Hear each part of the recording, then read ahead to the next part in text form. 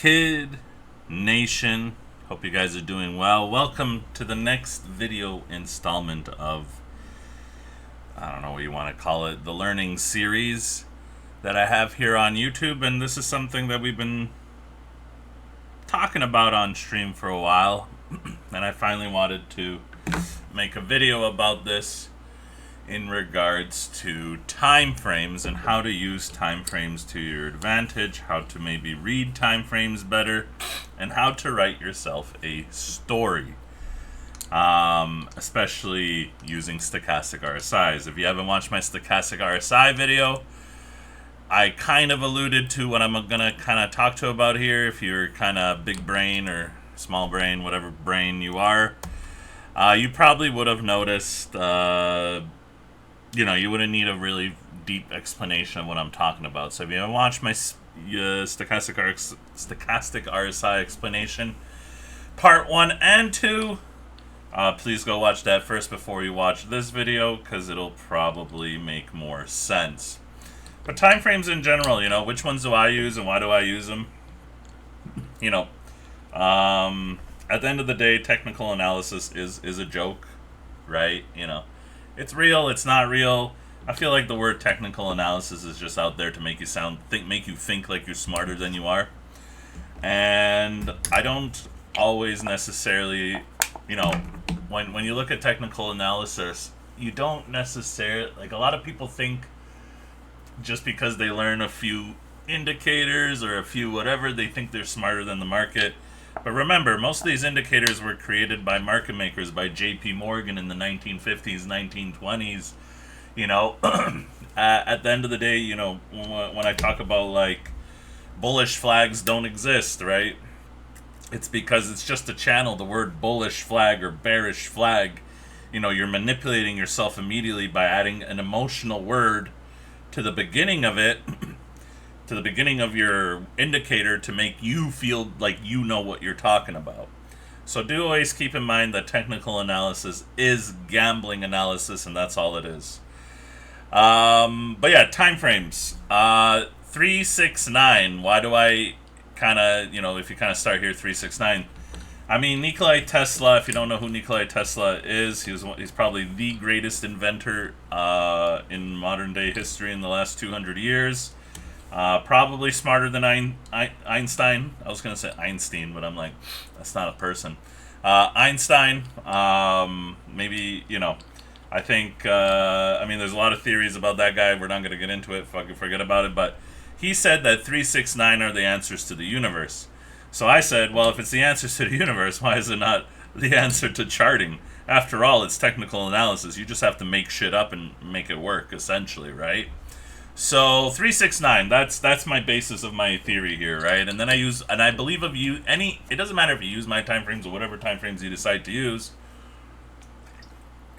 I find any multiples of 3 is what you want to look at. 3 times 3 is 9, 9 times 3 is 27, 27 times 3 is 81, 81 times 3 is 243, and so forth and so forth. So when you're looking at the 5-minute chart, what are you doing? You're looking at when you're looking at the 15-minute chart, what are you doing? You're looking at 3 5-minute charts, right? And this is when a lot of people start to, I feel like this is why a lot of people get their shit wrong just to begin with, or you'll notice your timing is a little off, something just feels off when you start looking at the 1 hour from the 15-minute, because it's no longer a 15-minute, it's no longer a times 3 multiplier, it's a times 4 multiplier, right? So, or a little bit more than times 4. But you kind of get my drift what I'm talking about here, right? So, whatever time frames you end up using, use times 3 of everything. 3 times 3 is, right? You can use other time frames, like here. I use the 1 hour and the 3 hour just because I use the 81-minute. I don't like using the 243-minute because the 243-minute is essentially the 4 hours plus 5 minutes, right? And I don't really like the 4 hour because I honestly believe the 3 hour is the new 4 hour. I've been saying this forever. An old trader friend of mine told me about this. The new 4 hour is the 3 hour, and I kind of stuck with it, right? So it's okay that you can look at multiple time frames, but you just have to be able to know what kind of story is being written, right? So when I look at my 9-minute, that's technically your 5-minute. I'm adding 4 minutes to the 5-minute in theory, and that slows it down a little bit, in my opinion, to be more accurate. So when we're on stream, let me just load this. Where is it? There we go. Where I have my 9-minute charts set up, right? I like looking at the 9-minute charts because I think they're more accurate. I think when the 9-minute bottoms out, there's a really good chance that you're probably bottoming out for that move, at least for a short time period until it the stochastic bounces up a little bit and then it moves down, right?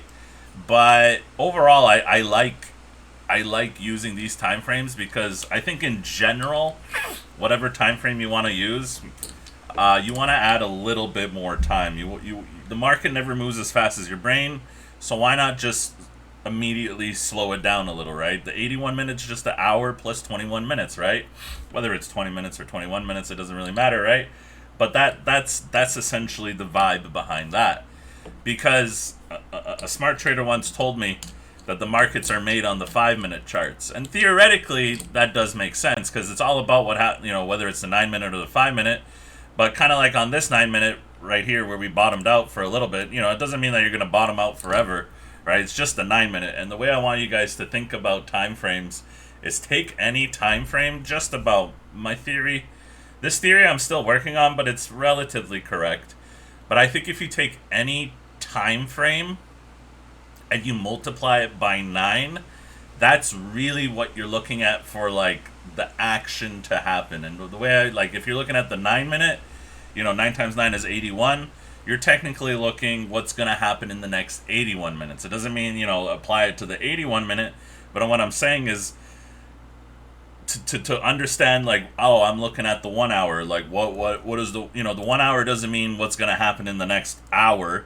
It means what's going to happen in the next kind of 9 hours, right? Not exactly. It's not perfect, but I think it'll help you contextualize time frames, right? You look at the daily, the daily's bottoming out, yeah, or the daily's topping out. Yeah, it could top out for another 9 days. It could bottom out for another 9 days, right? You gotta have to be able to expand your mind and be able to look at these time frames and be like, I'm not looking at the next 3 hours. I'm looking at the next, 3 times 9, 27 hours, the next day and a little bit. Like, how's the action going to go over the next day and a little, right? So the idea is writing your story, right? You want to write a story in a sense, what's happening, right? So let's just try to take a live example here. We're looking at the 9-minute. The 9-minute, is it officially over? Did it have a little bit of bounce? Yeah, but, we don't see, a V bottom off of this. Usually you would see like a V bottom if it was about to kind of go yeeted upwards. We're kind of seeing like price go down while stochastic RSI goes up, which is kind of a bearish, it's not good to see stochastic RSI go up while the price is going down, right? So, we write ourselves a story, okay? So if the 9-minute is looking like it's going to go down, let's see what the 27-minute is doing. Okay, the 27-minute is starting to theoretically bottom out, but remember, stochastic RSIs can extend up to 9 candles above or below, overbought or oversold, right? So then you have to just kind of start writing a story. But, if we kind of look at the next 3-4 candles in the future, right, you can try to, start theorizing, ideas that could happen, right? If we are going to bottom out somewhere around here, right, what would it look like, right? It would probably sell off a little bit more, and that would be dependent on the 9-minute. Can the 9-minute go down a little bit more? For sure, right? Just be, especially, look at the volume. How is the volume cooking? Blah, blah, blah. Try to write yourself a story of, what is happening. The story might not be clear every time. It's not always a guarantee that you can write yourself a story, but the more you try to create a story based off of the time frames, the higher chance you'll actually understand what's happening in the market, right? And it's important to remember, low time frames only affect, a little bit into the future, right? And if you're trying to extrapolate it to the high time frame, right? If we're looking at the 9-minute and then suddenly you're looking at the 3-hour, you're not probably going to get a good correlation between the 9-minute and the 3-fucking-hour, right? So if you look at the 9-minute, it's like, does the 9-minute have room to go down? Yes or no? Yes. Does the 27-minute have room to go down? We have key areas below at 60.9, 61.1.1K. If the sell-off continues, could we keep going down lower? Yes. Okay. Now we go to the 81 minute. We go to 81 minute. What's the 81 minute saying? Okay, we finally started to see it to crack down, but looking at the 27 minute, how much longer does this actually have to go? Well, if we don't get volume coming in soon, like we just did a couple minutes ago when we had this little dumperooski here, right? If the volume doesn't continue, we should see a bottom out relatively soon around this region. Even though the 81 minute looks like, oh, look, it can kind of keep going. If we don't see the volume show up and we just kind of get a slow chop down to like 61.1 or a key trend line area somewhere around down here, right, where the candle kind of keeps going, and then the stochastic kind of extend itself, we can see a bounce, right? And then you just kind of keep watching and developing the story, because the story is always changing. And this is why on stream I'm always like looking at these time frames, flip, flip, flip, flip, flip. Is the story changing? Is there something visible? Looking at the 3 hour, you know, there is still a little bit of room to go down, and it has been acting bearish. You know, the RSI has been in a downtrend. The stochastic RSI has been waving bearish, so like kind of in a wave where it just looks like it bounces and it dies, right? That's what you want to look for. Look for the bearish waves, look for the bullish waves, whichever type of waves.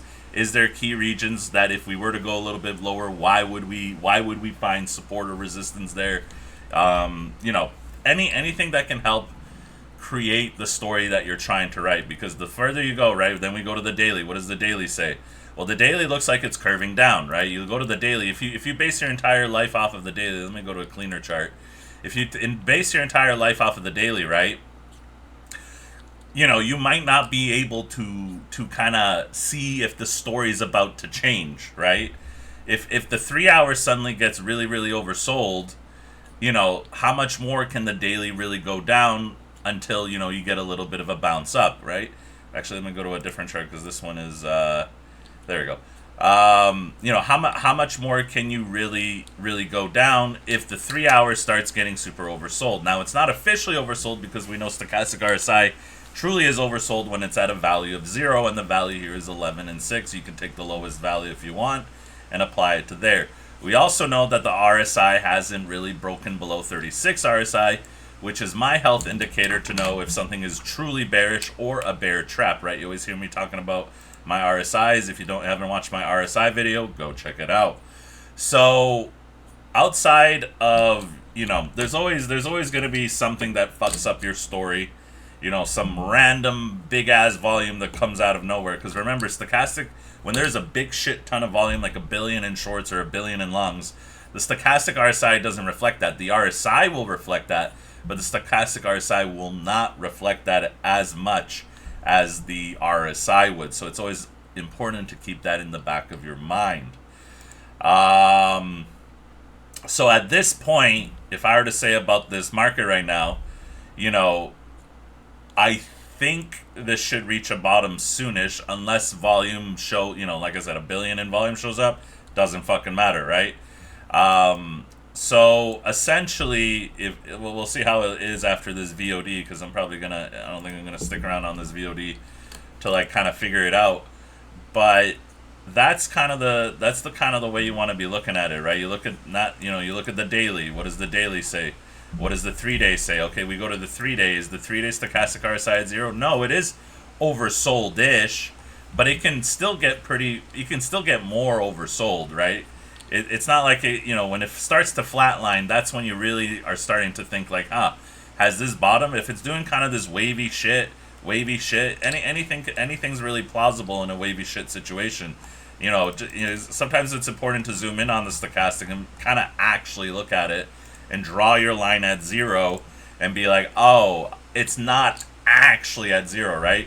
When you're zoomed out like this, it can fuck with your perception, right? So it's always important to zoom into your stochastic and if you really want, draw it at 100, draw it at 0, and that's when you really know. When you start going, on these stochastics, that can be an indicator to be like, hey, we're really oversold, right? Just like on the 9 minute, if we go to the 9 minute stochastic, same thing, right? We don't know, like right now, you don't know which stochastic you're looking at, but it's the same thing. Once it starts, if it starts doing a wave, it doesn't really matter if it is or if it isn't oversold. You can remain oversold longer than you can expect to, and you can remain overbought longer than you can remain expected to, right? Here's a good example, right? It's flatline, flatline, flatline, flatline, gets a bounce, but even, when I talk about if the stochastic RSI is going up, but the price is going down, usually not a good thing. So you can kind of, if you were seeing this earlier today, like, what time the fuck, or was this yesterday around whatever fucking 7 o'clock, you'd be like, you know what? I don't know. We just went from oversold to overbought, and the price kind of kept going down. It's probably going to go lower, and then it did, and so forth and so forth. But remember, don't stay married to low time frame ideas. Low time frames can fuck with you. Don't hang out too long on the low time frames because it'll start to fuck with you, right? You can even go as low as the 3 minute, right? We can go to 3 minute right now, and this is how sometimes I use the 3 minute and the 9 minute, where I'm like, hey, just because the 9 minute, and this is further breaking it down. Remember, we were breaking down the 9 to the 27, but what about the 3 to the 9, right? If we go to 3 to the 9, well, the 3 minute actually went from oversold to overbought, and that same little pattern of stochastic being from oversold to overbought with the price moving down, maybe there should be more room to move down based on the 9 minute not officially being at 0 stochastic RSI, and the 27 minute not officially being, super oversold on the stochastic RSI. But these are areas where you have to start kind of asking yourself questions like, hey, is it actually going to kind of bounce here a little? Just because it gets a bounce, it could just get a bounce to the Ichimoku baseline, and then it just keeps going down. You're like, oh, well, it was oversold. Why did it go down? And you'll probably realize if we do kind of go overbought again, right? The story will be it's going to go overbought, it's going to stay overbought, and then it moves back down, right? So if you go to my last stochastic RSI video, part 2, I mentioned these kind of steps. If you go from an overbought to an oversold to back to overbought, and you start posting up, even on low time frames, you start posting up lower highs, then you're probably starting to move in a bearish kind of way, right? And then you want to take that 9 minute application, move it to the 27 minute. Can that be applied to the 27? Can that be a blah blah blah blah blah blah blah blah blah, right? That's it. That's how you write the stories. That's how you use time frames to your advantage. That's how you use volume to your advantage. Because remember, just because the candle looks big, right? Just because the candle looks big doesn't really matter. The volume has to match it. You can have low liquidity and a big candle, and that's just because the market makers, for whatever reason, either decided to pull their orders off of the books, because this is why order books fucking suck, because it's all bots and algorithms. It can be fucking 1 penny before that big wall. They'll pull the big wall. Retails will sell into it. The candle will look big, but it'll only look big because they're trapping retail in a big candle that's low volume, and then they fucking snap it back up, or vice versa if it's going up and they snap it back down, right? That's it. I think that's all I need to say here. I think this makes sense. Make sure to follow us in Discord. Make sure to join us in Discord. Links down below. All that jazz. I hope you had a wonderful time here. Make sure to follow. And that's it. Take care. Brush your hair. Scrub your scalp. Never turn a winning trade into a losing trade. Always take a little bit of profit. The market's an elevator. It goes up and it goes down. And if you ride the elevator, make sure you get paid to ride the elevator.